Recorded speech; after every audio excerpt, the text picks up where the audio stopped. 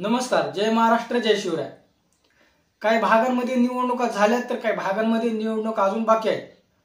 पण सर्वांची नजर मात्र लागली आहे ती बीड जिल्ह्याच्या निकालाकडे।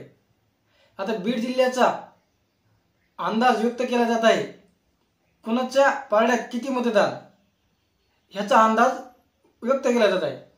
तर बीड जिल्ह्यामध्ये एकूण विधानसभा मतदारसंघ आहेत 6।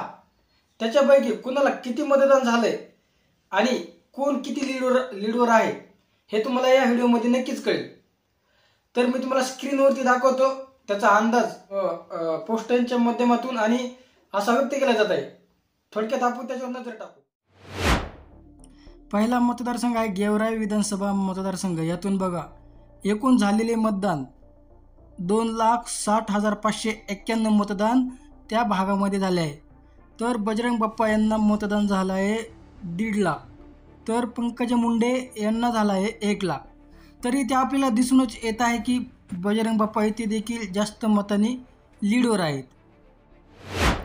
आता माजलगाव विधानसभा मतदारसंघातून बघा एकूण झालेले मतदान 2,42,490। यांच्यापैकी पडले आहे 1,30,000 हे मतदान पडले आहे बजरंग बाप्पा यांना आणि पंकजा मुंडे यांना पडलं आहे 1 लाख असा अंदाज व्यक्त केला आहे। हे आहे माजलगाव विधानसभा मतदारसंघातील झालेलं मतदान। आता बघा परळी विधानसभा मतदारसंघातून, परळी विधानसभा मतदारसंघ हा पंकजाताई यांचा बालेकिल्ला मानला जातो। आणि आता तिथे बघा एकूण झालेले मतदान 2,32,738।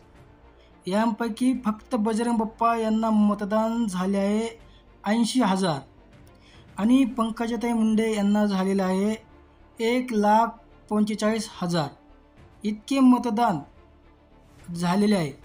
तर इथे मात्र पंकजाताई या खूप मोठ्या मतांनी लीडवर आहेत, कारण या मतदारसंघांमध्ये मुंडे बंधू भगिनींचा खूप दबदबा आणि परळी विधानसभा मतदारसंघामध्ये त्यांना मानलं जाते।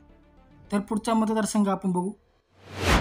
केज विधानसभा मतदारसंघामधून बघा एकूण झालेले मतदान 2,62,879 आणि त्याच्यापैकी झालेले मतदान बघा 1,30,000 हे बजरंग बाप्पा यांना झालेले दिसत आहे आणि पंकजा मुंडे यांना 1,20,000 असं मतदान झाल्याचं व्यक्त केलं जात आहे। आणि इथे केजमध्ये बजरंग बाप्पा सोनवणे यांचा देखील दबदबा आहे, तरी पण जवळपास दोघांना सारखे मतदान होऊन बजरंग बाप्पा हे इथे लीडवर दिसत आहेत। आता आष्टी पाटोदा विधानसभा मतदारसंघ हे बघा एकूण झालेले मतदान 2,79,748 आणि त्याच्यापैकी मिळाले आहे बजरंग बाप्पा यांना 1,20,000। तर 1,50,000 हे मतदान पंकजा मुंडे यांना झालेले आहे। आणि आष्टी पाटोदामध्ये ही खूप अटीतटीची लढाई होती, आपण तर बघितलीच असेल। आता बीड मतदारसंघातून बघा एकूण झालेले मतदान 2,41,077। तर त्याच्यापैकी बजरंग बाप्पा सोनवणे यांना मिळाले आहे 1,35,000, तर पंकजा मुंडे यांना 95,000 इतके मतदान झाल्याचा अंदाज आहे। आता पूर्ण नजर टाकू।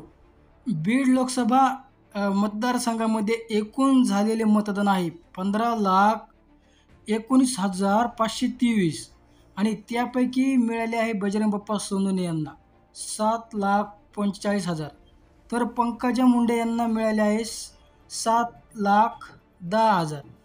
तर इथे मात्र बजरंग बाप्पा सोनवणे यांचा विजय दाखवला आहे। म्हणजे बजरंग बाप्पा सोनवणे हे कमीत कमी 35,000 ते 40,000 मतांनी निवडून येतील असा अंदाज व्यक्त केला जात आहे।